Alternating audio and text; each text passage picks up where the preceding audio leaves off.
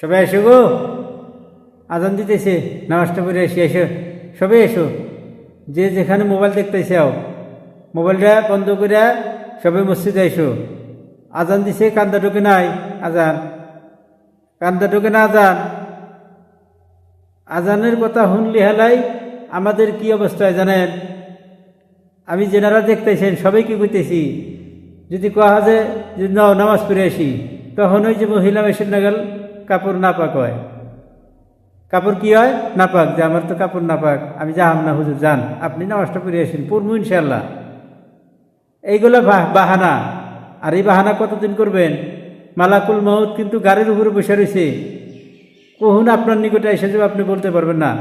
সেই জন্য আমরা এই টাইম থাকা পর্যন্ত বুঝি, ইসলামিক দৃষ্টিভঙ্গিতে চলার চেষ্টা করি।